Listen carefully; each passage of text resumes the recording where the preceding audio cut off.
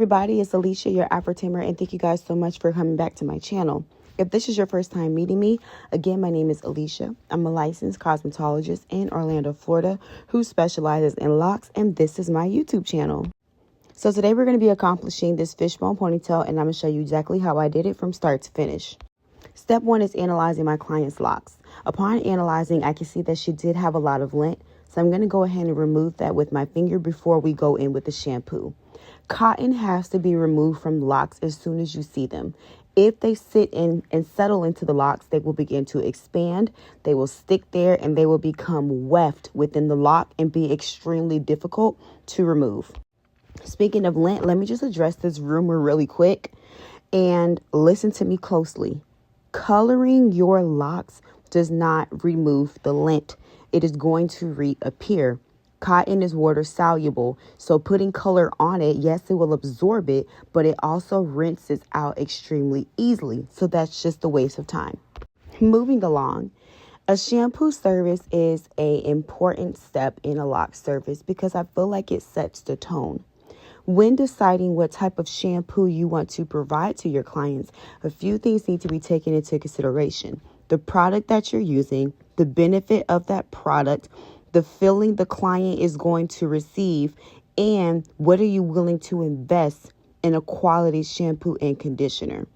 All these things were taken into consideration when I partnered with the company that I use, and I've been using this same company for the last 8 years. I never use anything else, and that company is Essations Tea Tree Shampoo and Conditioner, and I also use Texture Rich Carbon Ice shampoo and conditioner, and I get all of those products through a company called Pro Beauty Direct. The therapeutic shampoo cleanses the hair and scalp, freeing it from flakes and debris, replacing an itchy scalp feeling with a cool sensation.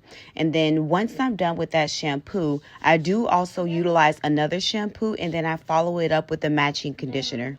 My shampoo services take anywhere between 15 to 20 minutes, and not only am I cleansing the scalp, but I'm also cleansing the locks, and separately I will take the locks and squeeze and scrub to get any extra buildup out. During this service, I also offer a very relaxing scalp massage, which is super important because giving the scalp circulation helps to activate the blood underneath the scalp, and that heat can, help release all types of pheromones from the shampoo. And, I could go on and on and on, but all in all, it's just a 10 out of 10 experience. And let's just say in a non-perfect world, I wasn't good at doing retwists. I bet you my last dollar that nobody can come to you and tell you that I did not give them an excellent shampoo service. Now back to my client. Once I'm done with the shampoo, I dry the hair with a microfiber towel, which is important. Try your best to steer away from cotton because, again, cotton has lint, and lint does what? Attaches itself to locks. Now, this client said that she wanted 2 fish bones going back into a flower petal ponytail.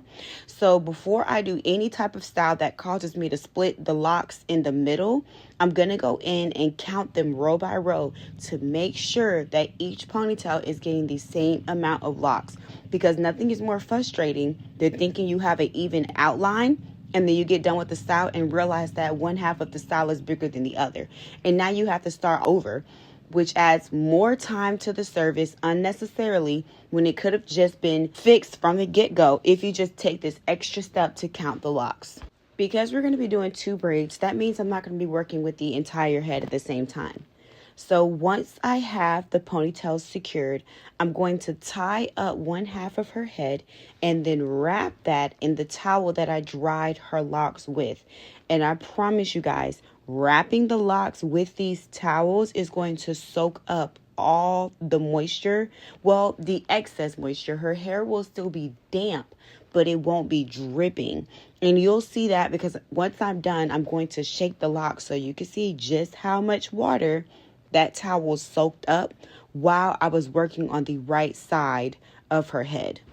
Now, whenever I'm doing a style that involves a lower ponytail, I hate to think that any type or any part of my clients' locks are being pulled in a way that's making them uncomfortable. So what I like to do is take the last 2 rows and twist in an upward position. So I'm basically retwisting upside down. So that way the locks lay a little more flatter and flow into the ponytail instead of being over manipulated into the ponytail, if that makes sense. Remember, the goal here is to, yes, give them a longer lasting style, but at the same time, we want the style to be comfortable and tension free. Now that we're done with that back row, let me just show you guys how I get the locks ready for the style that I'm doing. I like to go row by row and clip the excess away. I personally do not like the alligator clips because the bottom clip has those prongs that are uncomfortable once you stick them into the locks. So I try to use something flat like what I showed you there.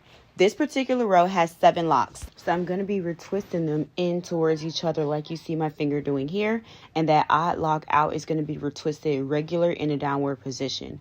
Now we're going to go and apply some product.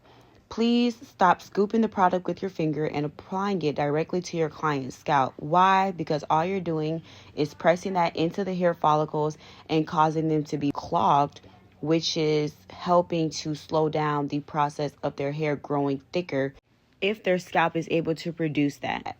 Now, again, I'm going to take the locks and retwist them in towards each other. So the first 3 in that row, I'm going to be retwisting them towards the middle of her hair, making sure that I'm taking my finger to lightly dust out her baby hairs and her sideburns. That middle lock is going to be retwisted down, and then the ones towards the middle are going to be retwisted towards her forehead. I'm going to continue this process all the way up until I get to the tip of her braid. I am trying to eliminate the amount of small clips that I'm putting in my client's hair because I don't know why, but I feel like when they're sitting under the dryer, it's not as comfortable. It's already hot, and then you have these hot clips in my head. So if I have the ability to pinwheel a specific client's locks and then clip them away with just one single duckbill clip, I'm going to do that because I promise you it is still going to give you flat results if you know how to place the duckbill clip properly. And I am going to demonstrate that so you can see how I do mine before I move on to styling my client's hair. So I take a row and half it and do a crisscross pattern and use 2 duckbill clips to cover where I made the X-sack, and there you have it. That is about maybe 10 locks with only 1 clip holding them together. Now for my towel trick. As you can see, I just did the shake and no water came off where the towel was. And on the side that I just worked with, it's drenched with water. So we're just going to wrap it in a microfiber towel, tie that up with a rubber band, and work on the other side. And by the time I'm done, she's going to spend a little bit of time in the dryer just to seal everything in. And then I'm going to jump into styling, and here we are. So I'm going to zoom in a little bit. I'm still working on the proper way to record this style when I'm trying to show people how to do it. But I feel like the only successful way to do so is if I have a camera in the position that it's in now. And then if I have somebody recording the front away from my hand so you could really see. But yeah, I tried my best, and this is what we have to work with. So first we're going to start with 3 locks, and we're going to make a mini braid. But don't go all the way down. We're just securing a platform to work with. Going from side to side, I'm going to take a lock on the left, go under and over, a lock on the right, go under and over. And if you can see closely at the pattern that I'm making, it's a fishbone. There is a way to mess this up to where it then looks like an inverted braid. So if you're not familiar with doing this style, just keep practicing, because it honestly took me a little while to get it to the point where I even considered paying somebody to teach me how to do just this one style. And when they quoted me $200 to do so, I said to myself, I'm gonna have to figure this out on my own.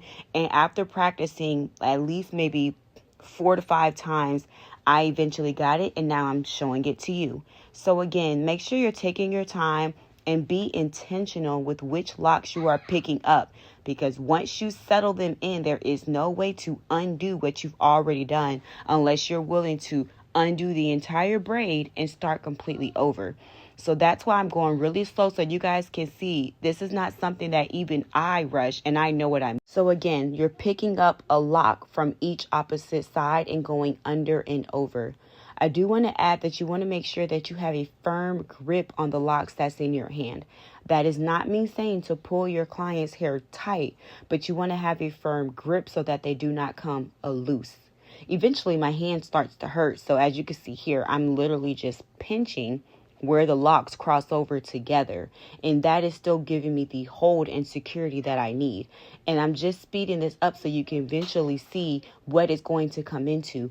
Yes, eventually the braid is going to start to become bulky. So you're going to have to pull just a tiny bit more tighter to give you a flatter look, but don't make your client uncomfortable. And periodically, as I'm doing this style, I will ask my client if I'm pulling their hair too tight, and they'll let me know. Once I'm to the end, I'm just going to seal the last 2 locks that I folded over with a rubber band while I construct this ponytail.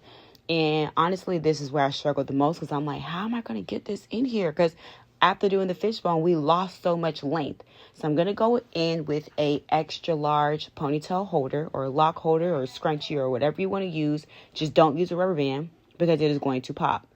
At first, I grabbed the locks from the bottom and tried to squeeze them into the ponytail, and it just looked bulky. They weren't touching the way that I wanted them to do. When I put the ponytail holder on, it just wasn't even gripping the locks. Look at that. It was sliding. I was just like, oh, no, that's not going to work. Then I took it apart, and instead, I took that bottom 2 row and flipped it upward. Remember, I twisted them upside down anyway. So they naturally flowed towards her crown area.